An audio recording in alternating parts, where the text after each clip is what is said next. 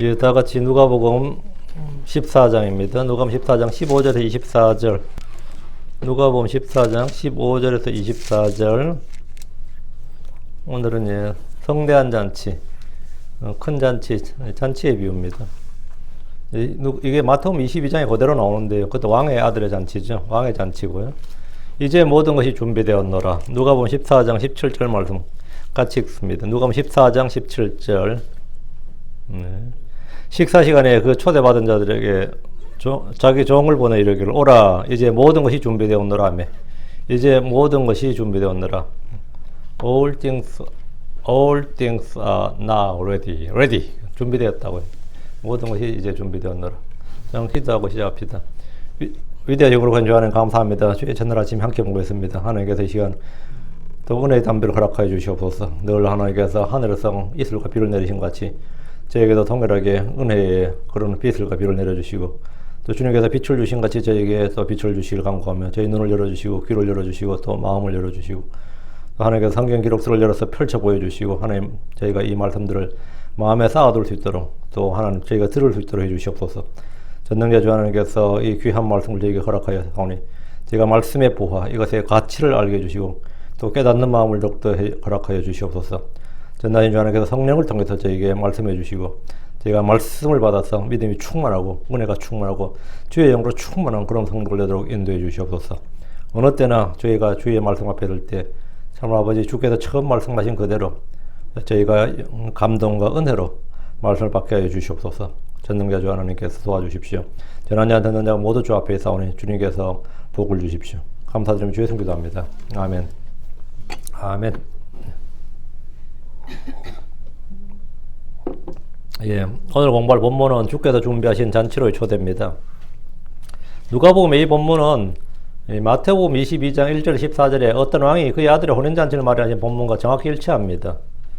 왕이 그의 아들의 혼인잔치를 베풀고 그의 종들을 보내서 결혼식에 초대받은 자들을 불렀습니다. 마태복음 22장을 한번 펼쳐서 같이 한번 보시죠. 마태복음 22장 2절 3절입니다. 하늘의 왕국 마치 자기 아들을 위해 혼인잔치를 베푸는 어떤 왕과 같으니라. 그가 자기 종들을 보내어 결혼식에 초대받은 자들을 불렀으나 그들이 오래하지 아니하며 종들을 보내서 결혼식에 초대받은 자들을 불렀다는 거죠. 초대받은 자들을 불렀으나 그들이 오래하지 아니했다. 그 초대장 이미 초대받은 자들이 있는데 그들이 안 오려고 한다는 거예요. 주께서 이것을 하늘의 왕국의 비유라고 하셨습니다. 주께서 그들의 종들을 보내서 사람들을 초대했지만 놀랍게도 초대받은 자들이 오지 않았다는 겁니다. 인도의 어떤 재벌이 결혼식을 했는데, 예, 결혼식 비용으로 뭐 1,000억이 들었다나 뭐 1,000억이 넘게 들었다나 하죠. 그런 큰 결혼, 인도의 최고 재벌 뭐 그런 사람이었는데, 한국 삼성에서도 갔어요. 그것도 삼성 이재용 회장이 직접, 그 딸내미 결혼식 하는데, 왜 갈 것 같아요? 예. 초대받은 자들이 뭐 전 세계에서 왔다고, 전 세계에서. 그 사람이 워낙 재벌이니까, 가는 거예요. 근데 여기서 왕이 불렀는데 안 왔다. 오래 가지 않는다는 거예요. 이거 진짜 굉장히 심각한 겁니다, 이거. 왕이 초대한 손님이, 왕이 베푼 잔치 오지 않고 거절한다는 것은 왕조 국가에서는 상상할 수 없는 일입니다. 이건 왕조 국가에서는 상상할 수 없는 일이에요. 왕의 호의를 까닭없이 거절한 것은 왕에 대한 거부감과 적대감을 표출하는 것이나 마찬가지이기 때문입니다. 집안에 영향력이 있는 좀 큰 어른의 부름을 받아도 가족들과 친지들은 감히 거절하기 어렵습니다. 거절하려면 상당한 뭘 만들어야 되죠? 합당한 이유, 납득할 만한 이유를 만들어야 돼요. 그리고도 진짜 심심한 게 아니고 심심한 이 사죄를 표현해야 돼요. 가지 못한 것에 대해서. 그리고 양해를 구해야 되고 거절하기 어려워요, 실제로. 특히 갑을 관계일 때는 뭐 어림도 없는 이야기죠. 갑과 을의 관계에서는 어림도 없는 이야기죠. 유대인의 왕으로 오신 예수님은 하나님의 아들이십니다. 그분은 신랑이십니다. 침례 요한은 자신을 신랑의 친구라고 했습니다. 주님은 사도들을 신랑과 함께 있는 신랑방 친구들이라고 불렀습니다. 주께서는 다른 종들을 보내서 초대받은 자를 또 불렀습니다. 안 온다니까 또 불렀어요. 마태복음 22장 4절에 보라 내가 옷차를 준비하고 내 소와 살찐 짐승을 잡고 모든 것을 갖추었으니 혼인잔치에 오라 하라. 그러나 왕의 초대를 받은 손님들은 이런저런 핑계를 대면서 왕의 초대를 거절했습니다. 여러분 누군가의 초대를 받고 거절해 본 적 있습니까? 그 사람하고 나와 별 친하지도 않으면 불러도 어때요? 안 가죠. 저도 별로 친하지 않은 사람이 부르면 날 왜 부르지 하면서 안 간 적이 있습니다. 별로 뭐 그 사람이 나를 왜 부르는데 이런 식으로 그 희한하네 이러고 나는 안 가는 거지. 안 간다 해라 이렇게 좀 못 갑니다 죄송합니다 이 정도로 제가 무슨 일이 있어서 이런 식으로 해서 거절하죠. 개인적으로 가족 모임에도 가지 못하고 친지들의 부름에도 응할 수 없고 친구들의 초대도 거절한 일이 뭐 다 있을 겁니다. 어떤 때는 자기가 하는 일이 바빠서 갈 수 없고 어떤 때는 그 사람과의 관계가 그리 좋지 않기 때문에 갈 수 없습니다. 왕의 초대를 거절한 사람들은 저마다 자기들이 갈 수 없는 이유가 있었습니다. 그런데 놀라운 일은 그냥 단순한 호의의 거절, 초대의 거절이 아니라 왕에 대한 노골적인 적대감을 표출한 겁니다. 20장 6절에 그 남은 자들은 그의 종들을 붙잡아 모욕하고 죽이니라. 이건 뭐예요? 초대하러 보낸 종들이 죽임을 당하는 거예요. 그들 왕이 보낸 사자들을 죽임으로써 왕의 초대에 대한 명백한 거절을 공개적으로 표출했습니다. 주께서는 자기 종들을 보내서 사람들을 부르십니다. 오라 내게로 오라 원하는 자는 다 내게로 오라 이렇게 이 초청에 응하면 주님과 함께 먹고 마시게 됩니다. 오늘 우리가 공부할 본문 역시 이와 같은 내용입니다. 이 마태복음 22장과 같은 내용인데 자 1절 15절 본문 봅니다. 15절 그분과 함께 음식 앞에 앉은 자들 중에 하나가 이것들을 듣고 그분께 이르되 하늘 왕국에서 빵을 먹을 자가 복이 있나이다 하며 주 예수님 지금 해당해서 이제 안식일 집회를 마치고 어느 바리새인 우두머리 집에 초대를 받아서 식사자리에서 말씀을 하고 있는 거예요. 지난 시간에 어느 식사자리에서란 제목으로 주의 말씀을 전했는데 이 식사자리는 단순한 식사의 교제 자리가 아니었습니다. 바리새인들은 그분 앞에 수종 걸린 자를 두고 그분이 안식일에 병을 고치는지를 보았습니다. 주님은 그를 고치시면서 안식일에 관한 율법의 바른 해석과 적용을 가르치셨고 그들의 위선과 오류를 함께 드러내 보여주셨습니다. 그리고 높은 자리에 앉으려는 자들에게 자기를 낮추는 자가 높아진다는 것을 말씀하셨습니다. 식사자리에서 주님은 이 잔치를 베푼 우두머리 바리새인에게 또 누구를 초청해야 되고 누구에게 대접해야 되는지를 말씀해 주셨습니다. 하늘에서 보상이 큰 그런 일을 하는 방법, 그것은 같은 부자들 불러서 잔치하는 게 아니라 가난한 자와 불구자와 다리 저는 자, 눈먼 자 이런 자들을 불러야 된다. 이런 자들을 이런 게 진정한 구제고 선행이고 하나님 앞에서 선하고 의로운 일이다. 이렇게 해서 아무도 내가 불러서 대접을 해도 내게 보답하지 못하는 사람들을 부르라. 이거. 한마디로 값없이 은혜를 베풀라. 아무도 바라지 말고 빌려주라. 대가를 바라지 말고 구제와 선행을 베푸는 것이 이웃사랑이고 주께서 보상해 주시는 일이라는 겁니다. 우리가 이 땅에서 하는 일들을 저 하늘에서 보상받으려면 은밀히 행해야 되고 바라지 말고 행해야 된다는 겁니다. 식사자리에서 주의 말씀들을 듣던 사람들 중에 하나가 주께 말했습니다. 그런 주님과 함께 식탁의 음식 앞에 앉은 자들 중에 하나였습니다. 15절 하늘 왕국에서 빵을 먹을 자가 복이 있나이다. 하늘 왕국은 먹고 마시는 것이 아니라 성령 안에서 의와 화평과 기쁨입니다.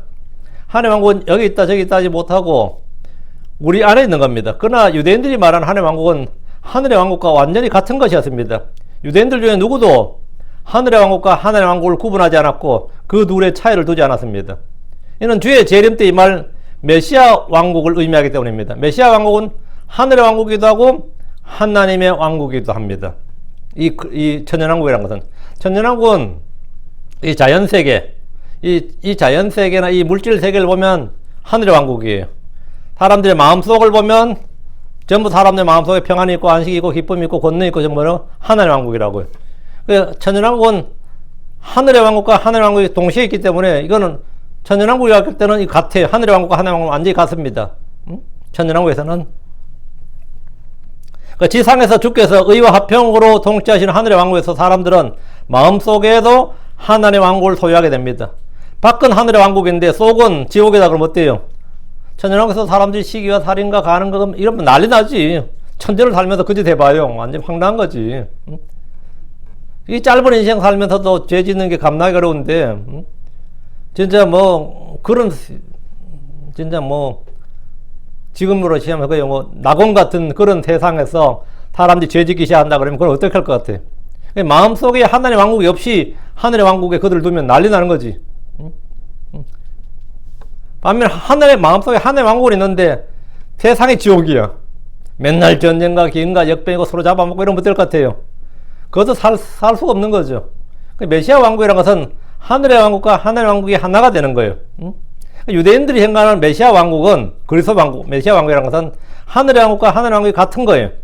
주께서 오셔서 이 땅에 물리적으로 정치적으로 이 하늘의 왕국을 세우시는 거예요.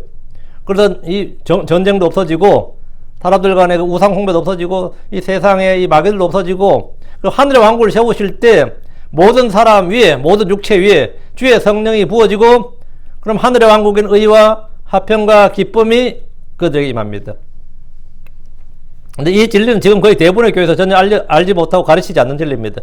지금 크리스천들은 우리가 하늘의 왕국을 소유하고 있습니다. 그런 하늘의 왕국에 살고 있는 사람은 아무도 없습니다. 어떤 크리스천들도 하늘의 왕국에 살고 있지 못합니다. 어떤 이는 크리스천들이 죽어서 가는 왕국이 하늘의 왕국인 줄로 알고 있습니다. 성도들이 죽으면 몸은 이 땅에 묻히고 영과 혼이 셋째 하늘로 가서 주와 함께 있게 되는데 이것은 헤븐리 킹덤, 하늘 왕국입니다.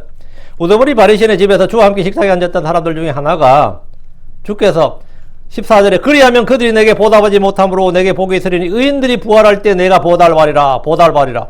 의인들이 부활할 때 내가 보답을 받으리라 하니까 이 사람들이 딱 알아듣는 게 뭐죠? 아, 메시아 왕국이라 생각한 거죠. 의인들이 부활할 때 이 말 메시아 왕국이란 말이지. 이 말씀을 듣고 이 사람이 이제 응답한 거예요. 주님 앞에 맞장구를 친 거죠. 하늘의 왕국에서 빵을 먹을 자가 복이 있나이다. 이 사람이 말 하늘의 왕국 뭐죠? 메시아 왕국이에요. 메시아 왕국에서 빵을 먹을 자가 복이 있나이다 이렇게 말한 거죠. 그들은 그리스도의 왕국 메시아가 이 땅에 오실 때 의인들이 부활하고 그때 하늘의 왕국이 임하는 때라고 생각했습니다. 하늘의 왕국에서 즉 메시아 왕국에서 부활하는 의인들이 빵을 먹는데 이렇게 이 빵을 먹을 자들 그때가 이제 먹는 자들보다 복이 있다. 16절 예, 그분께서 그에게 이르시되 어떤 사람이 성대한 만찬을 만들고 많은 사람을 초대하고는 의인들이 부활할 때에 하나의 왕국에서 먹는 자는 결국 의인들이 복이 있다는 어떤 사람의 말에 주님의 응답입니다. 주께서 두 가지 부활을 말씀하셨습니다. 선을 행한 자는 생명의 부활로, 악을 행하는 자들은 정죄의 부활로 나오리라 했는데 의인들의 부활은 생명의 부활입니다. 이 부활은 주의 재림 때 있습니다. 이게 첫째 부활입니다. 정죄의 부활은 천년왕이 끝난 후에 있는 심판의 부활입니다. 식사 자리에서 사람들이 먹고 마시는 대접하는 이야기에서 이제는 부활한 사람들이 먹고 마시는 이야기까지 지금 주제가 확장이 된 거예요. 이 땅에서 지금 먹고 마시는 거 누굴 대접하고 잔치를 베풀 때 누굴 초대하고 이런 거 이야기하다가 지금 이것이 지금 부활의 때에 이 먹고 마시는 이야기까지 메시아 왕에서 먹고 마시는 이야기로 지금 주제가 완전히 쫙 확장이 된 거예요 지금. 그래서 16절에 어떤 사람이 성대한 만찬을 만들고 많은 사람을 초대하고는 마태복음에서는 어떤 왕이 여기서 어떤 사람이 있고 마태복음은 어떤 왕이 그의 아들을 위한 혼인잔치라고 했고 초대받은 사람들을 불렀는데 누가복음에서는 주체자가 이제 어떤 왕이 이러지 않고 어떤 사람이 이랬어요. 초대받은 사람이 아니라 많은 사람을 초대했다 이랬죠. 이것은 마태복음과 누가복음이 전혀 다른 관점에서 기록되었음을 보여줍니다. 같은 본문인데 관점이 다르다 이 말이죠. 본문에서 성대한 만찬이라고 했는데 이 만찬은 왕의 만찬입니다. 이 만찬은 왕의 아들의 혼인잔치입니다. 17절 식사 시간에 그 초대받은 자들에게 자기 종을 보내 이르기를 오라 이제 모든 것이 준비되었노라 하며 어떤 사람은 초대받은 자들에게 자기 종을 보냈습니다. 여기서 초대받은 자들이란 유대인들입니다. 그들은 왕국의 백성, 주의 백성입니다. 그들은 메시아에 관한 약속과 예언이 있습니다. 그들은 메시아 오심을 기다리고 있었습니다. 그들은 선택받은 자들로서 초대받은 자들입니다. 오라 이제 모든 것이 준비되었노라. 오찬 준비가 끝났으니까 속히 오라는 말입니다. 이런 때 초청을 거절한 것은 무례요 신뢰로 간주됩니다. 만약 계속해서 거부하면 그것은 초대한 사람을 무시한 행위고 적대적 행위가 됩니다. 마태복음에서 자기 종들이라고 복수형으로 되어 있는데 어떤 대언자, 그분의 대언자들을 보냈다는 겁니다. 누가 보면 자기 종으로 단수로 되어 있는데 예수 그리스도입니다. 오라 이제 모든 것이 준비되었노라. 주님은 모든 사람을 부르실 수 있는 준비가 갖추어진 분입니다. 그러나 누구에게든지 오라고 하실 수 있습니다. 그리고 우리 주 예수님은 실제로 오라 다 내게로 오라 이렇게 초대하셨습니다. 마태복음 11장 28절에 수고하고 무거운 짐진 모든 자들아 너희는 내게로 오라 내가 너에게 안식을 주리라. 주님이 오라고 부르신 것은 우리에게 뭔가를 주시기 위해서입니다. 이사야 55장 1절에 오호 목마른 모든 자들아 너희는 물로 나오라 돈 없는 자도 오라 너희는 와서 사 먹되 참으로 와서 돈도 내지 말고 값도 치르지 말며 포도주가 젖을 사라. 돈도 내지 말고 값도 치르지 말고 사라는 오라 이거예요. 주께서 오라 이제 모든 것이 준비되었노라 하신 말씀은 만민을 초대하는 만민을 구원으로 초대하는 음성입니다. 이 초대는 하나의 왕국으로 초대입니다. 초대장은 그리스도의 복음입니다. 이 복음을 믿는 모든 자를 구원에 이르게 하는 하나님의 권능으로 먼저는 유대인에게 주어졌습니다. 다음은 헬라인입니다. 먼저는 유대인에게요. 그러나 먼저 초대받은 그들이 믿지 않음으로 꺾였습니다. 본래 가진 그들이 꺾인 겁니다. 주님은 모든 것이 준비되어 있습니다. 주 예수님은 친히 그분의 몸으로 율법을 성취하셨습니다. 그분은 모든 일을 다 이루시고 마치셨습니다. 주님은 십자가 위에서 It is finished. 마쳤도다. 우리 성경 다 이루어졌도다, 뭐 다 이루었다 이러는데 이게 it is finished, 끝났도다, 마쳤도다 이 말이야. 모든 것이 준비되었노라 이거예요. 계시록 20장 17절 성령과 신부가 말씀하시기를 오라 하시는도다. 듣는 자도 오라 할 것이요 목마른 자도 올 것이요 또 누구든지 원하는 자는 값없이 생명수를 취하라. 주님이 언제나 우리에게 오라 이제 모든 것이 준비되었노라. 우리는 긍휼을 얻고 필요한 때 도우신 은혜를 얻기 위해서 은혜 왕자로 담대히 나아가면 됩니다. 주님이 오라고 했으니까 언제든지 나아가면 되는 겁니다. 오라고 했는데 가는데 뭐 문제 있는 건 없죠. 오라고 해서 가는 거니까 그냥 나아가면 되는 거죠. 18절 그들이 다 하나같이 변명하기 시작하여 첫째 사람 그에게 이르되 나는 땅을 사성으로 반드시 가서 그것을 보아야 하니 원하건대 나를 용서하라. 정중하게 거절했어요. 주님의 초대를 받은 사람들은 기쁨으로 주님께 나아가는 것이 정상입니다. 왕비 에스더가 하만을 초대했을 때 하만이 얼마나 기쁘게 달려갔는지 모릅니다. 왕비가 초대했는데 하만이 총리였다고. 근데 하만이 엄청 기쁘게 달려갔어요. 근데 왕비가 아니라 왕이신 분이 종을 보내 초대하면 얼른 달려가는 것이 정상이고 모든 일정은 다 취소하고 거기 가는 거예요. 그런데 본문을 보면 전혀 그렇지 않습니다. 전혀 그렇지 않았어요. 그들이 다 하나같이 변명하기 시작하여 초대받은 사람들은 응하지 않고 변명하기 시작했습니다. 그들이 다 하나같이 이 말은 복음을 받아들이지 않고 예수를 거절한 유대인들을 말합니다. 물론 소수의 유대인들이 주 예수를 믿었지만 민족적으로 유대인들은 주 예수를 죽였고 배척했습니다. 그들이 다 하나같이. 그 유대인들이 다 하나같이 2000년이란 지금도 마찬가지로 복음을 거절하고 예수님을 거절하고 있습니다. 다시 18절 첫째 사람은 그에게 이르되 나는 땅을 샀으므로 이게 이유야. 주님의 초대를 거절하는 이유라고. 요즘 같으면 초대를 정중히 거절한 것은 뭐 아무것도 아닐 수 있습니다. 땅을 사서 반드시 가서 그것을 보아야 한다는 사람에게 뭐 잔치 초대를 하면 식사 초대를 하면 오히려 초대한 사람이 미안할 수도 있습니다. 첫째 사람에게 지금 가장 중요한 일, 가장 시급한 일은 자신이 거금을 주고 산 땅에 가보는 것이었습니다. 그런데 이 변명은 미국 사람들이 흔히 하는 사직서에 쓰는 변명과 비슷합니다. 미국 사람들이 이제 잘리는 거, 파이어 되는 거는 그냥 핑크 슬립이나 이런 거 받으면 잘리는 거지만, 반대로 내가 그 사직서 낼 때 있죠. 나 회사 퇴직할 때, 퇴직 문구가 굉장히 간단해요. 한국 사람들은 사표 쓸 때 문구가 주로 일신상의 이유로 일신상의 이유로 퇴직하게 되었습니다. 이런 식의, 이렇게 쓰는데, 구체적 사유 없어서 그냥 일신상의 이유로 어쩌고저쩌고 하면 끝이죠. 여기 사람들은 그 사직서 쓸 때 보통 저희 정원에 꽃에 물을 줘야 되기 때문에 사직합니다. 저희 고향에 산책할 시간이 필요해서 사직합니다. 이런 식이야. 응? 지금까지 정원에 물을 안 주고 지금까지 고향에 산책 안 했냐? 그건 아니겠지. 근데 그냥 우리 집 고향에 산책할 시간이 필요해서 이렇게 쓰는데 이거 뭐죠? 그냥 퇴사를 뚜렷한 이유를 밝히고 싶지 않는데 나 이 직장 다니기 싫다, 일하기 싫다, 여기 직장 생활하고 싶지 않다는 뜻입니다. 그럼 그냥 다 알아듣는 거예요. 응? 난 낮잠 잘 시간이 필요해서 그만둡니다. 그래서 그냥 다 알아들어요. 그 무슨 말인지 다 알아듣고 그게 퇴사 사유야. 작년에 이 정상급 기량을 가진 이 스타하고 메이저리그 스타에 연봉도 몇 천만 불 받는 사람이에요. 근데 그렇게 높은 연봉을 받는 메이저리그 선수가 은퇴를 하는데 그 하는 말이 집에서 아이들과 시간을 보내고 싶다 하셨어요. 그럼 지금까지 집에서 아이들하고 시간 안 보냈어? 집에서 아이들과 시간을 보내고 싶다. 그게 그냥 은퇴 사유에서입니다. 이 사람은 자기가 산 땅을 보러 가야 하니 초대를 거절한다 이 말입니다. 땅을 사는 사람은 이미 사기 전에 몇 번이고 그 땅을 가서 보고 조사해보고 가치를 따져봤을 겁니다. 거금을 주고 땅을 사는데 안 보고 땅을 사요? 그건 아니죠. 땅을 사는 사람들은 땅 사기 전에 계약서 사인하기 전에 땅에다 면밀히 조사하고 몇 번이나 보고 이 땅의 가치를 조사하고 다 그렇게 해요. 응? 그런데 땅을 산 후에 반드시 가서 봐야 된다. 이 말은 뭐죠? 이건 변명이라기보다는 상대를 조롱하는 겁니다. 응? 내가 땅을 샀는데 가서 봐야 된다. 이 말은 뭐야? 이걸 듣는 사람 입장에서는 뭐죠? 물론 뭔 말인지 다 알지. 내가 땅을 샀는데 가서 봐야 됩니다. 이 말은 이 초대한 사람 입장에서는 오기 싫다 이 말을 이렇게 한 거예요. 오기 싫다 이 말을 그냥 가장 같지도 않는 지금 땅을 사러 가야 됩니다 하면 그래도 이해가 되는데 땅을 사러 가야 됩니다 아니라 땅을 샀는데 가서 봐야 된다는 거, 반드시 가서 봐야 된다는 거예요. 응? 이건 사실은 조롱하는 거지. 이 장로교의 시조로 알려진 이 잔 켈빈의 구원 예정론에 따르면 어떻게 된 거죠? 이 사람은 선택받지 못해 구원받지 못한 거예요? 한번 생각해봐요. 이 첫 번째 사람은 선택을 받지 못해서, 예정을 받지 못해서 구원받지 못한 겁니까?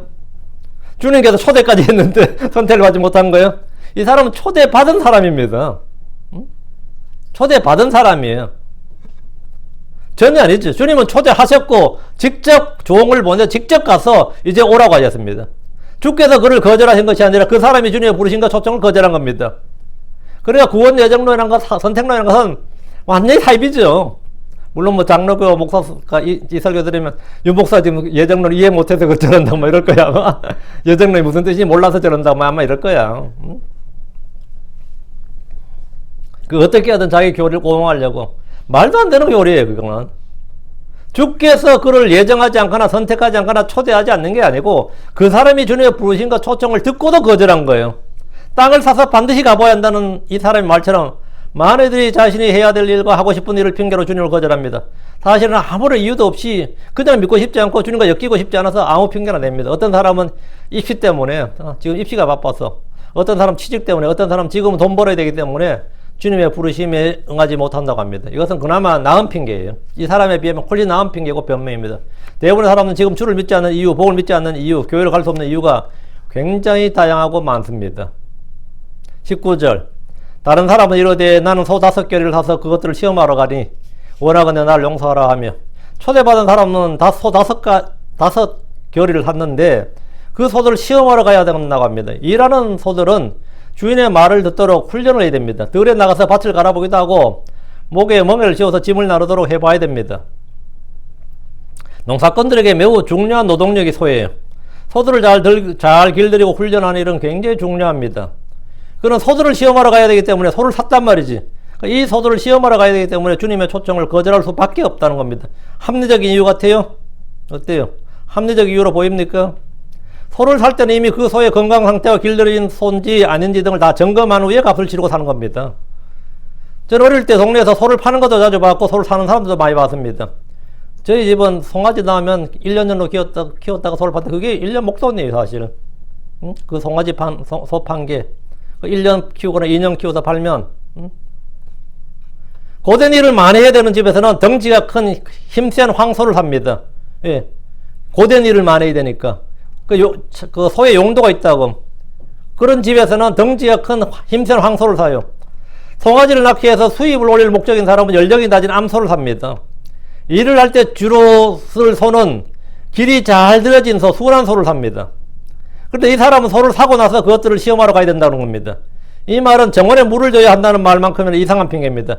그냥 가기 싫다고 거절할 것을 이렇게 핑계를 대는 겁니다. 가기 싫어서 못 갑니다. 나 거기 안 갈래요. 이렇게 하면 그냥 간단한데 그냥 점잖게 이렇게 핑계를 대는 거예요. 요즘 사람들 같았으면 뭐 나는 곧 시험이 있어서 도서관에 가야 하기 때문에 갈 수 없다고 할 수 있습니다.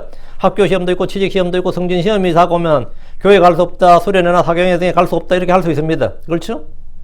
그런데 알고 보니까 시험 기간도 아닌 방학이나 알고 보니까 졸업생이야. 그럼 뭐야? 시험 그 사람 시험 있다던데 말잘 들어보면 맞죠? 거짓말인 거죠. 시험 있다던데 뭔 시험 이렇게 졸업했는데. 그럼 뭐 취직 시험 취직했는데 성진 시험 지금 성진 시험 볼 때는 아닌 것 같은데 핑계 대기 좋은 거 뭐 그냥 하는 거예요. 지금 핑계 대기 좋은 거. 어떤 사람 업무상 출장을 하기 때문에 갈 수 없다고 하는 사람도 있는데 알고 보니 그건 실직자예요. 내일 아침 장사로 가야 돼서 출근해야 돼서 갈 수 없다고 하는데 알고 보니까 백수단 말이지. 지금 본문에 나오는 사람들의 핑계가 다 이런 식의 거짓 핑계입니다. 그런데 이것이 단순히 점심 초대 뭐 저녁 초대가 아니라 주 하나님의 부르심이고 구원의 부르심이고 생명으로의 초대라면 그건 보통 문제가 아닌 겁니다. 여기 오라고 한 이유가 부른 이유가 단순히 그냥 밥 한 끼 먹자고 부른 게 아니라 이것이 내 인생과 내 삶과 직결되는 아주 중차대한 문제라면 어때요? 보통 문제가 아니죠. 오라고 하는데 안 왔다 이거예요. 사도들은 모두 주의 부르심에 즉각적으로 응대했습니다. 엘리사는 엘리야의 부름에 조금도 지체하지 않고 즉각적으로 반응했습니다. 그가 만약 이런저런 핑계를 댔다면 그는 주의 부르심을 받을 수 없었을 겁니다. 어떤 이는 주의 부르심을 받았지만 내 아버지를 장사 지낸 후에 따르겠다고 했습니다. 그는 제자가 되지 못했습니다. 어떤 이는 먼저 내가 가서 내 집에 있는 자들에게 작별을 구하게 하옵소서 했습니다. 그는 주님의 제자가 되지 못했습니다. 나름 합리적인 핑계를 댄다고 해도 주님의 부르심과 초청을 거절하면 그에 따른 손해와 피해는 다 그의 몫이 됩니다. 20절. 또 다른 사람이 이르되 나는 장가 들었으니 그런 적까지 못하겠노라 하므로 이 셋 중에서 제일 핑계가 이유가 어때요? 좀 합리적이죠. 나는 장가 들었으므로 그런 적까지 못하겠노라. 장가 들면 못 가는 겁니까? 세 번째 사람은 나는 장가 들었으니 가지 못하겠노라 했습니다. 갓 결혼한 새신랑이라는 주장인데 율법에 따르면 결혼한 남자는 전쟁 징집에서도 면제가 됩니다. 전쟁에도 안 나가요. 1년간은. 이거 엄청난 특혜죠. 신명기 24장 5절에 사람이 새로 이 아내를 취하였거든 전쟁에 나가지 말 것이요 무슨 일이든지 그에게 맡기지 말 것이며 오직 그는 한 해 동안 집에서 자유롭게 거하며 자기가 취한 아내를 즐겁게 할지니라. 1년은 신혼생을 즐기라 이거예요. 이거는 이스라엘 복지제도예요. 성계의 복지제도라고. 이거 엄청난 겁니다. 성경 갓 결혼한 남자들에게 특혜를 베풀었습니다. 그런데 이 사람은 결혼을 핑계로 주님의 초청을 거절했습니다. 그는 주의 만찬에 가느니 나 마누라하고 즐겁게 노는 것이 낫다는 거예요. 그가 생각한 주의 만찬은 아무 쓸모없는 일이고 우리 인생에 아무 도움이 안 되고 우리 결혼 생활에도 도움이 안 되고 내 인생에 아무런 득이 안 되는 귀찮은 일일 뿐이었습니다. 그냥 주님께 나가는, 주께 나가는 거기에 가는 것보다는 그냥 발 닦고 자는 것이 차라리 낫다고 생각하는 겁니다. 그는 성경도 하나님도 알지 못하기 때문에 잘못하고 있습니다. 죄인들이 구원받는 것이 무엇인지에 대해서 무지하고 무관심한 것만큼이나 많은 크리스천들이 하늘에서 하나님의 보상을 받는 일에 대해서 무지하고 무관심합니다. 죄인들에게 구원받으라. 지금 예수 믿어야 된다. 복을 믿어야 된다. 그러면 관심 없죠? 왜 관심 없어요? 모르니까. 구원받는다는 것이 무엇인지 그 가치가 무엇인지 내가 왜 구원받아야 되는데 대한 지식이 없단 말이죠. 영적 지식이 전혀 없다고. 그 구원의 가치를 전혀 모르기 때문에 그냥 귀찮은 일이고 또 교회 오라 그러네 자식이. 이런 생각이라고. 또 낚고셔가지고 교회 데려가려고 그러네. 뭐 이 정도란 말이죠. 근데 크리스천이 되고 나서 크리스천들은 하늘에서 하나님의 보상을 받는 일에 대해서 그 정도의 무지와 무관심을 가지고 있습니다. 뭐 구원받았으면 됐지. 나는 뭐 솔직히 보상에 관심 없어요. 이래요. 나는 뭐 보상은 뭐 받고 싶지 않아요. 그 말은 뭐죠? 이 땅에서 그냥 사는 데만 좀 주니까 나 좀 도와주시고 나 이 땅에서 좀 잘 살게 해주시면 그걸로 충분합니다. 이거. 나 죽고 나서 저 하늘에서 뭐 어쩌고 저쩌고 그거에 대해서 난 관심도 없고 뭐 상도 받고 싶지 않다. 실제 그런 사람들 많이 있죠. 왜 그런 것 같아요? 그 보상이 뭔지, 그 영광이 뭔지, 그 유업 상속이 뭔지 여기에 대해서 완전히 무지한 거예요. 그리고 거기에 그 가치를 전혀 모르는 거라. 그 가치를 여기 조금이라도 빛을 봤으면 거기에 대해서 조금이라도 알게 되면 여러분 인생 그냥 바칠 겁니다. 만약 그리스도 심판석에서 여러분이 여러분 보상에 손실을 당할 때, 야, 내 교회 다닐 때 우리 목사는 왜 저기에 대해서 이야기를 아무것도 안 해줬지? 진짜 눈물 쏟아지지. 그럴 뿐만 아니라 진짜 저 하늘에서도 사람 죽이고 싶을지 몰라. 응? 근데 교회 뭐 수십 년을 다녔는데 우리 목사는 저기에 대해서 한마디도 안 해줬는데 뭐 해줬다고 들을 이야기도 아니지만, 응? 야, 내가 인생 한 번 더 살았으면 진짜 하나님께 인생을 다 바쳤을 텐데 인생이 늘겠어요, 안 늘겠어요? 들지.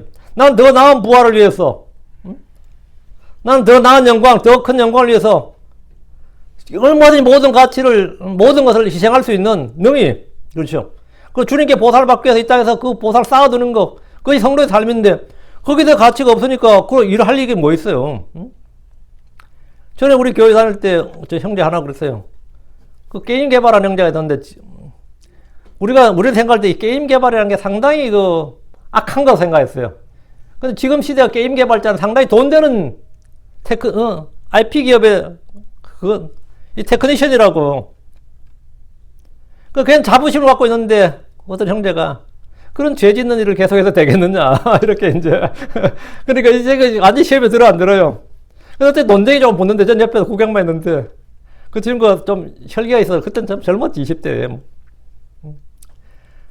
내가 자네하고 보상이 같다면 하늘에서 보상이 없거나 자네하고 보상이 비슷하다면 나도 자네처럼 살겠네 그러더라고. 나도 니처럼 살겠다 그러더라고.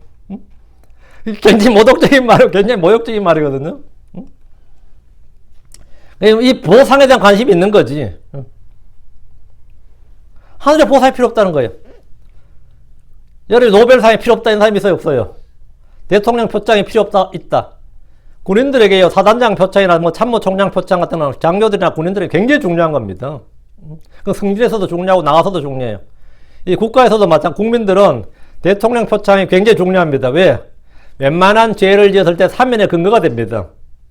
대통령 표창을 받은 자, 이게 법에 있어요. 대통령의 표창을 받은 자, 여기는 뭐냐면 뭐 큰 죄는 아니더라도 작은 죄들에 대해서는 대통령 표창을 받을 정도의 업적이나 공로를 인정받은 사람이기 때문에 뭡니까?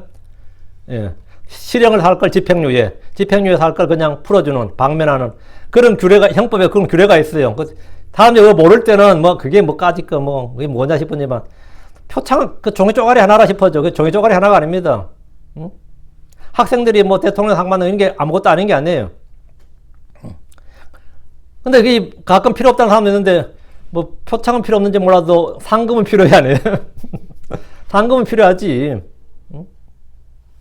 저는 이번에 얼마 전에 신문을 봤는데 어떤 대학교 동국대일 겁니다. 뭐 이철기 교수라든가 어떤 교수가 이 대통령의 포상을 거부했다는 기사를 봤습니다. 그 포상을 거부한 이유를 제가 이래 봤는데 자기 손으로 직접 썼더라고요. 사인하는 뒤에다 좀 자잘하게. 신임 대통령 윤석열의 이름으로 포상을 받고 싶은 생각이 없습니다. 이랬었어. 이 사람은 난 대통령을 지지하지 않고 난 저쪽 편이다. 이거 나는 그의 거부 사유는 자신이 지지하지 않는 대통령을 인정하고 싶지 않고 무시하고 경멸한다는 뜻을 보여준 겁니다. 그 사람 윤석열이한테 상 받는 거 아니에요. 대한민국의 대통령한테 상을 받는 거지. 근데 하여튼, 그렇게 썼는데, 그래서 적대감을 표출하는 거지. 그 거부 사유에 굉장한 적대감을 표출하는 거야. 그러니까 또 그쪽 멤버들, 그쪽 또 사람들 막 열렬히 지지하더구만. 사실은 대한민국 이 포상 체계라 대한민국의 시스템 자체를 사실 무시하고 경멸한 거예요. 노벨상을 거부한 사람도 있습니다. 이 1964년에 장폴 사르트라는 사람, 실존주의 철학자인데 노벨 문학상을 거부했습니다. 사연은 자신이 라이벌로 생각하는, 필생의 라이벌로 생각하는 사람이 알베르토 까미였어요. 이 까미는 1957년도에 최연소 수상을 했습니다. 근데 이 까미가 1957년에 받았고 자기는 1964년에 받았으니까 굉장히 기분이 나쁜 거예요. 나를 이 까미보다 훨씬 더. 그래서 이 노벨상을 거절했어요. 노벨상 심사위원회에서 이 일로 그 후에 20년 동안 프랑스 사람은 노벨상에서 제외시켰어요. 20년 동안 아예 프랑스 사람은 아예 심사 대상에도 안 올렸어요. 이 벌칙으로. 이 노벨상의 권위를 무시한 걸로 아주 무례하고 무시한다 이랬어요. 노벨상의 권위를 무시하고 모욕했다고 봤기 때문입니다. 미국의 가수 하나가 노벨상 받은 적이 있습니다. 음유시인이라 그래가지고 대중가수인데 그는 노벨상 역사상에 아주 놀라운 일이었어요. 비틀즈의 멤버 같은데. 근데 그 친구가 뭐라고 했어요. 뭐 자기는 예술가라서 뭐라 그랬는데 노벨상 위원회에서 빨리 가부간에 말뛰고 이 사항에 대해서 모독하는 말을 하지 마라. 응? 근데 만약 그 사람이 또 헛소리하면은 여기서 미국으로 한참 더 줘야 되는 거야. 응? 노벨상 권위를 지키기 위해서 상당히 애를 씁니다. 노벨상의 권위를 무시하거나 모독한 일. 일개 개인이 이 노벨상에 대해서 그렇게 하면 노벨상이 무시를 받는다고. 그 권위가. 노벨 권위를 무시하고 모욕했다. 이래 본 거지. 지금 주님의 초대를 거절한 사람들은 사실 주님의 권위를 완전히 무시하는 행위였습니다. 예를 들어 직장에서는 상관이 불러도 꼼짝없이 갑니다. 중요한 모임에 초청했는데 가지 않는다고 하면 그는 뭐 더 이상 그 사람을 보지 않겠다거나 퇴사를 생각 중인 상황일 겁니다. 동네에서 촌장이 불러도 동네 사람들은 거의 다 갑니다. 제 시간에 못 가면 조만간 찾아가겠다고 또 말합니다. 집안에 어른이 불러도 부름을 받은 사람들은 꼼짝없이 가야 할 때가 많습니다. 그런데 이런 지하에 거절해버린 사람이 있는데 이는 그 부르신 사람을 우습게 알기 때문입니다.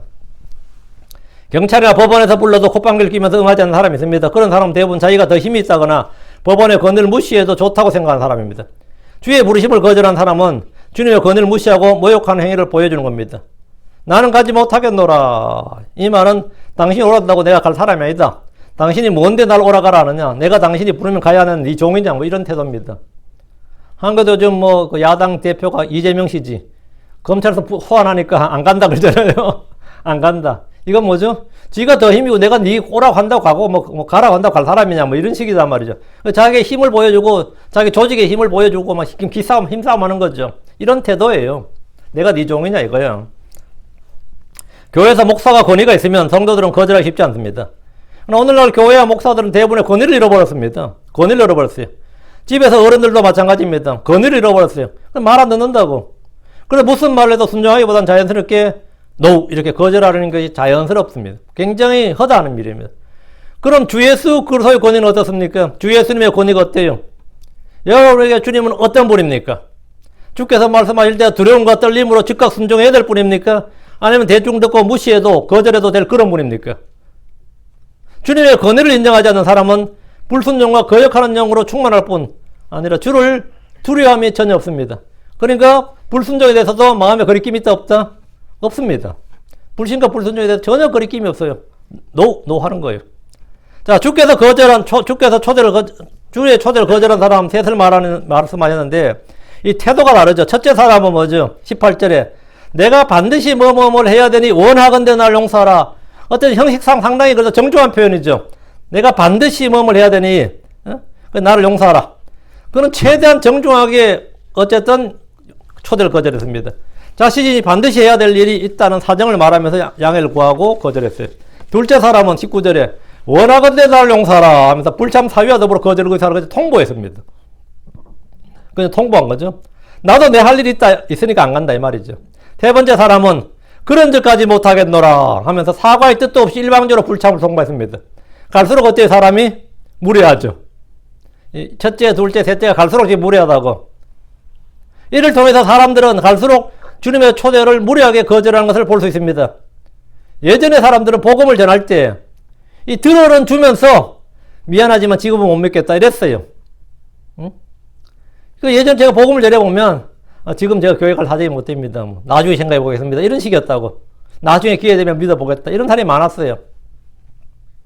그들은 복음의 초대장, 구원으로의 초대를 한 사람들에게 거절하면서도 뭔가 미안함을 느끼는 듯이 그렇게 말해요. 물론 마음은 아니겠지만 이 형식상은 그런 식으로. 요즘은 어떤 것 같아요? 복음을 전하는 사람들의 면전에서 무시한 멸시한 조롱을 복음에서 거절합니다. 내가 그딴 걸 왜 믿습니까? 이러면서.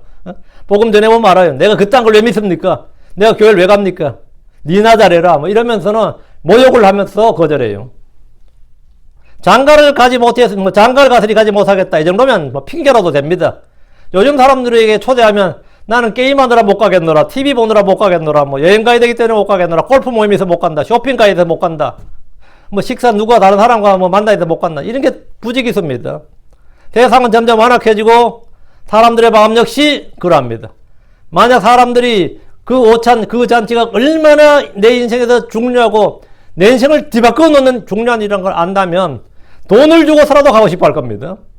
거기 어떻게 하면 갈 수 있느냐고, 거기 나 좀 데려갈 수 없느냐고 난리가 날 거예요. 제가 아는 교회가 하나 있는데 그 교회는 선교사님을 성경학교 교사로 쓰고 있거든요. 미국 선교사를. 근데 그 선교사가 한국말도 잘해요. 근데 그 교회 앞에가 아파트촌이거든요. 아파트의 그 아줌마들이 그 주일학교 교사한테 뇌물까지 써가면서 뭐 앉아서요. 우리의 그 주일학교 좀 보내달라고, 넣어달라고. 응? 왜? 영어 배우려고. 응? 우리의 그 교회 주일학교 갈 수 있느냐고. 지금도 받아주냐고. 뭐 이런다는 거예요. 응? 그 담당자가 제 형수거든요. 그 형아 들어보니까, 야, 하고 가관이더라고. 참 웃긴다고 그러더라. 응? 그 선교사가 영어 가르쳐 준다는 거 알고, 그 영어 선교사가, 미국 선교사가 있다는 거 알고, 그거 막 그렇게 주일학교 오려고 성경 공부 몇 시 하냐고 그러고 막 이런다는 거예요. 아니면 다른 교회 다니던 사람들도 애는 여기 보내고 싶어 하는 거지. 그래서 그 마트에서 뭐도 하나 사주고 말이지. 그게 왜 그럴 것 같아요? 득이 있다 이거야. 뭔가 득이 있다 이거야. 그럼 뭐죠? 득이 있다. 그러면 얻으려고 그래요. 근데 주님의 초대, 주님의 부르심, 이 자리에 가는 것이 얼마나 내 인생에서, 내 인생보다 이제 이거는 내 영혼에 뭔 걸 결정하는 그런 중요한 자리예요. 이런 초대를 받았다면 진짜 설렘과 떨림으로 달려가는 거죠. 그럼 많은 이들이 부르신 분을 제대로 알지 못하기 때문에, 그 부르신 분, 예수님을 제대로 알지 못하기 때문에 너무나 쉽게 무시하고 거절합니다. 그러다 멸시하고 조롱합니다. 21절입니다. 예, 그 종이 와서 자기 주인에게 이 일들을 알림해 그때 집주인이 노하여 자기 종에게 이르되 빨리 도시의 거리와 골목길로 나가서 가난한 자와 불구자와 다리 저른 자와 눈먼 자들을 여기로 데려오라. 초대받은 자들 안 오니까 초대 안 받은 자들 불러라 이거예요. 이방인들을 부르라 이거죠. 이방인들 이겨도들에 가는 겁니다. 그 종이 자기 주인에게 초대받은 사람들이 오길 거절했다는 사실을 알렸습니다. 그때 집주인이 분노했습니다. 초대했는데 아무도 응하지 않았다는 사실에 엄청난 모욕감을 느끼기 때문입니다. 내가 내 아들 내 딸을 위해서 잔치를 준비했는데 뭐 생일 파티를 준비했는데 반 애들한테 다 카드 썼는데 인비테이션 카드 썼는데 아무도 안 온다 생각해봐요. 상당히 심각하죠. 우리 애 학교 생활하는데도 그렇고 이거 좀 보통 문제가 아니구나 싶잖아요. 응? 아무도 안 와. 내가 누굴 부르는데 아무도 안 온단 말이에요. 여러분이 정성스럽게 파티를 준비하고 모든 걸 갖춰두고 누군가를 초대했는데 아무도 나타나지 않으면 어떤 생각이 듭니까? 초대장을 돌렸는데도 그것을 받은 사람이 아무도 오지 않으면 차별과 멸치를 받았다는 생각이 들 겁니다. 제가 미국에 와서 얼마 안 되죠. 운전면허 이제 겨우 따가지고 운전도 능하지 못하는데 빅토빌에서 초대를 했네 누가. 여기서 빅토빌까지 거리가 꽤 돼요. 응? 그것도 저녁에. 근데 초대 사유가 뭐냐 했더니만 자기의 초등학생인데 피아노 친대. 근데 하도 어이가 없어가지고 그런데 목사를 왜 초대하고 내가 거길 왜 가야 되나 싶어서 안 갔어요. 근데 완전 시험 들었어 그 사람이. 응? 완전 시험 들었어요. 근데 얼바인에 있는 같은 교회 자매는 꼭 사가지고 갔더라고. 이거 차이가 있어요. 목사는 안 가고 다른 사람 꼭 사주고 가던데 어떻게 이거 진짜 나중에 들어보니까 되게 확 나더라고. 근데 그 작은 그 인비테이션, 어? 진짜 나는 오히려 초대하는 내가 오히려 무시받은 느낌이더라고요. 응? 야, 그런 데를 뭐라고 하다니.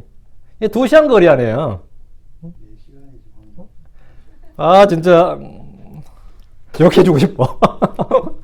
근데 사실은 목자면 참 제대로 된 교회 제대로 하는 목사라면 뭐 달려가죠. 달려가고 말지 뭐 사들고 달려가야지. 근데 이 아무도 오지 않으면 차별과 멸시받았다는 생각이 드는데 그분이 아마 그랬던 것 같아요. 우리 목사가 이거 불렀는데 안 왔다. 이런 생각을 하신 것 같아. 그러니까 시험 들지. 그런데 우리 주님께서 사람들에게 지금 그런 대접을 받으신 거예요. 그 집 주인은 자기 종에게 명령했습니다. 빨리 도시의 거리와 골목길로 나가서 가난한 자, 불구자와 다리 저른 자, 눈먼 자들을 여기로 데려오라. 사실 오라는 초청을 거절한다면 이런 사람들이 훨씬 더 할 말이 많습니다. 가난한 자는 돈을 벌어야 되고 불구자, 다리 저른 자, 눈먼 자들이 몸이 불편해서 올 수 없다고 할 겁니다. 나는 가고 싶지만 몸이 아프고 병들고 고장났는데 몸이 따라주질 않는데 어떻게 가느냐 할 수 있습니다. 주님께서 이런 자를 불러오라 이 말은 뭐죠? 이런 사람을 부르는데 다리 저는 자를 부르면 사실 종들은 가서 끌어와야 되고요. 태워야 돼요. 다리 저는 자 부르면. 눈먼 자를 부르면 그걸 집까지 손으로 인도해 와야 된다고. 그들이 부른다고 혼자서 올 수 있는 사람들이 아니에요. 이건 업어서 데려와야 된다고, 이 사람들은. 거기 어딘데? 모른다고요. 초대받은 사람들 거기 어딘지 알지만, 지금 이 사람들은 지금 어디서 잔치하는데 누구 집에 오라는 거 어디로 가야 되는데요? 말해줘도 몰라요. 나하고 같이 갑시다 고 데려와야 된다고, 이런 사람들은. 그들은 부른다고 혼자 알아서 올 수 있는 사람들이 아니라 도움을 필요로 하는 사람들입니다. 주께서 그런 사람들을 부르는 거예요. 종들에게 그들이 올 수 있도록 도우라는 겁니다. 그래서 우리가 초신자들 복음 전하고 나서 교회 오라고 한 번 할 때 어때요? 내가 데리러 가야 된다고, 열자로. 그런 게 한두 번이 아니죠. 알아서 교회 와요? 야, 그런 사람 대단한 거지. 다음 주에 오세요. 근데 가겠습니다 했는데 진짜 왔어. 그럼 내가 더 놀라. 진짜 왔네 하고. 내가 더 놀란다고. 근데 내가 차까지 가져가서 갈래요? 그런데도 안 가요? 그러면 어때요? 지난주 간다 그랬잖아요. 그러면 그냥 한 말 했지. 그러면 진짜 실망감과 열받아서 그냥 나 혼자 교회 와야 된다고. 그런 경우가 많이 있죠. 분명히 간다고 약속을 해놓고는 그리고 나한테 커피도 한 잔 얻어먹고 말이죠. 그리고 교제하고 그래서 막상 그달 자 지금 교회 갈 시간입니다. 그런데 지금 못 가요. 뭐 가기 싫어요. 뭐 이러면 진짜 그건 싸가지 없는 놈이다 이런 생각이 들죠. 근데 또 그 다음 주에 또 한 번 더 해보고 따지면 안 와요.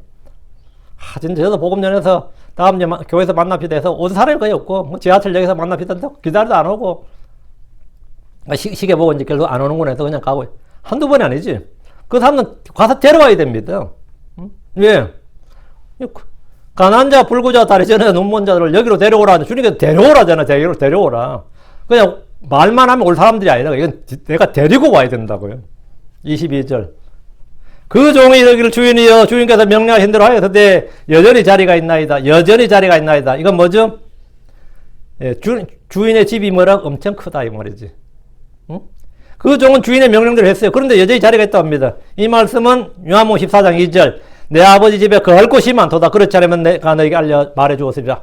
내가 너희를 위해 처소를 예비하러 가노니 내 아버지 집에 거할 곳이 많도다. 그러니까 다 채우는 게 종들에게도 쉽지 않은 일이었다 이 말이지. 그 하늘은 땅보다 훨씬 높습니다. 훨씬 커요. 땅은 한 80억 지금 하면 어때요? 땅도 사실 뭐 실제 살 수 있는 땅은 얼마 안 되죠. 땅이 만약에 뭐 시베리아 같은 게 전부 다 농토로 생각해 보세요. 여기 뭐 캘리포니아도 황야가 많잖아요. 이게 전부 사람 살 수 있는 땅이라고 생각하면 지구는 250억이 살아도 전혀 부족하지 않습니다. 23절 주인이 종에게 이르되 큰 길과 산울타리로 나가서 그들을 억지로라도 들어오게 하여 내 집을 채우라. 억지로 데려온다는 건 뭐예요? 진짜 얻고 데려와야 되는 거죠. 진짜 종이 뭐 선물 주면서 데려와야 된다고 이거는. 좀 제발 좀 우리 주인 집 오라고. 주께서 다시 한번 결단을 내리시고 명령하셨습니다. 가난한 자와 눈먼 자와 다리 저는 자들로 다 채울 수 없다면 큰 길과 산을 타러 가서 아무나 데려오라고 한 겁니다. 다 데려오라는 거예요. 닥치는 대로 아무나 다. 아무든지 누구나 억지로도 데려와서 내 집을 채우라고 하였습니다. 예정된 자, 선택된 자들을 데려오라는 게 아닙니다. 아무나 누구나 합니다. 원하는 자는 누구나 오라고 하셨습니다. 종이 나가서 아무나 붙잡고 우리 주인이 지금 잔치를 여는데 오십시오. 그냥 오시면 됩니다. 돈도 필요 없고 선물도 필요 없고 그냥 오시면 됩니다. 안 갑니다. 그러면 제가 벌써 제 차로 모시겠습니다. 오시면 제가 선물 하나 드리겠습니다. 이런 방법이라고. 이렇게 전하면 듣고 오는 사람은 주인이 마련한 모든 것에 참여하고 맛볼 수 있습니다. 이것이 구원입니다. 와서 보니까 이게 별천지네. 지금 신약의 2000년 역사는 이렇게 혼들이 구원받고 있습니다. 이렇게 구원받고 있어요. 24절입니다. 내가 너에게 이르노니 전에 초대한 그 사람들 중에서는 아무도 내 만찬을 맛보지 못하리라 하였느니라 하시니라. 저도 이렇게 구원받았어요. 친구들이 교회 가자 뭐 복음 전할 때는 아직 들은 척도 안 했는데 놀러 가자는 것 말에 그 봉고차 타고 갔다가 교회에 내려버리고 교회에 그 황당하면 말도 못하지. 내리라 그래서 내려보니까 교회야. 평생 처음 교회 갔어요. 그리고 그날 제가 구원받았습니다. 걔들이 얼마나 작전을 짜고 말이죠. 애를 써서 하는 게지 몰라요. 미리부터 날 데려가기 위해서 몇 주간 기도하고 몇 주간 작전을 짜고 어떻게 말하고, 그래서 일요일 아침에 그냥 우리 집 와가지고 그냥 차 타라 해가지고 또 그래 하루 제끼자. 나도 그날 마음에 원래 학교 가서 공부하러 가야 된다고 고3이라고 제가 그래 오늘 하루는 제끼자 하고 가자 해서 간 게 교회였다고. 그때 구원받았는 거예요. 자, 다시 24절. 주께서는 바리새인의 집에서 식탁에서 함께 앉은 모든 사람에게 이 말씀하셨는데 전에 초대한 그 사람들 중에서 아무도 내 만찬을 맛보지 못하리라. 왜 맛보지 못하는 거죠? 전에 초대한 사람들이 다 거절했다고요. 거절했기 때문에 맛보지 못하는 겁니다. 다른 이유가 없어요. 거절해서 안 되는 겁니다. 이는 주께서 그들을 예정하지 않아서 선택하지 않아서 부르지 않아서 그들이 구원받지 못한 것이 아님을 보여줍니다. 이 구절은 켈빈주의의 구원 예정이나 선택서를 완전히 박살낸 주의 말씀입니다. 전에 초대한 그 사람들은 모두 선택된 사람들이고 예정된 사람들이고 주께서 친히 그분의 종을 보내서 오라 이제 모든 것이 준비되었노라 이렇게 초대받은 사람들입니다. 유대인들은 왕국의 백성입니다. 하나님의 백성들입니다. 그럼에도 그들은 주님의 부르심을 거절하고 배척하고 멸시했습니다. 그들은 도리어 주님이 보낸 대언자들 사도들을 죽였습니다. 주의 부르심을 거절한 것은 그들 자신의 선택이었고 결정이었습니다. 주의 부르심을 거절한 그 누구도 주의 만찬을 맛보지 못합니다. 주의 부르심을 거절한 사람들. 그럼 얼떨결에 길을 가다 부르심을 받아 죽게 온 사람들은 주와 함께 만찬을 먹습니다. 주님이 준비한 모든 것에 참여자가 됩니다. 주님께서 이제 모든 것이 준비되었노라 오라 합니다. 여러분에게 부르면, 이 구원의 부름 여러분 이미 응답하셔서 이 자리에 있는 거예요. 지금부터는 주님과의 펠로십, 교제로의 초대입니다. 다음 주님께서 십자가, 고통으로의 초대예요. 다음 주님께서 더 많은 상을 받도록 영광으로의 초대입니다. 주님은 계속해서 오라 하십니다. 그럼 우리는 그때마다 내가 주를 따르리이다. 내가 주를 따르리이다. 이렇게 주를 따르면 됩니다. 그 결과는 뭐냐? 예. 풍성한, 더 나은 부활, 예, 더 나은 영광. 예, 그게 됩니다. 여기에 대해서 여러분이 조금만 알면 지금처럼 인생을 허술하게 살지는 않는다. 최소한 주님을 위해서 모든 걸 다 하고자 하는 그런 마음이 저절로 들 겁니다. 기도합시다. 위대하고 거룩한 주 하나님, 주님께서 저에게 모든 필요한 것들을 마련해 주시고 모든 음식을 준비하시고 모든 준비되었으니 이제 오라 하신 말씀대로 아버지 하나님, 저희가 정말 주님 앞에 와서 아무 행함이 없이 아무 의나 공로 없이 주님이 마련하신 모든 것에 참여하는 자가 되게 하심을 감사합니다. 아버지 하나님께서 저희를 위해서 베푸신 식탁의 풍성함을 저희가 잘 압니다. 또 주님께서 저희에게 베푸실 유업의 풍성한 그 상급, 보상, 영광에 대해서 저희가 듣고 알고 있습니다. 그러나 저희가 이런 것에 대해서 선명하지 않냐고 그 진리가 흐릿하기 때문에 아버지 이 세상에서 삶에 집중하고 다음 주님의 보상에 별로 관심 없이 사는 때 경우가 많습니다. 하나님 아버지 하나님께서 저에게 빛을 비춰주셔서 정말 우리 주 예수 그리스도 심판석에서 저희가 회개 보고할 것과 또 저희가 행한 대로 받을 것들에 대해서 좀 알게 해주시고 그 더 나은 부활, 더 나은 영광, 그 유업의 상급에 대해서 좀 인식을 갖도록 그 진리의 빛을 비춰 주시옵소서. 깨닫는 마음을 주시옵소서. 그래서 저희가 정말 부르심의 상을 향해서 표대를 향해 쫓아가는 또 기꺼이 이 땅에서 고난을 감당할 수 있는 그런 종들 되도록 도와주시옵소서. 영혼의 모든 것을 결정하는 그 놀라운 일들 제가 이 세상에서 행할 수 있게 해주십시오. 감사드리며 주의 성기도합니다. 아멘. 아멘.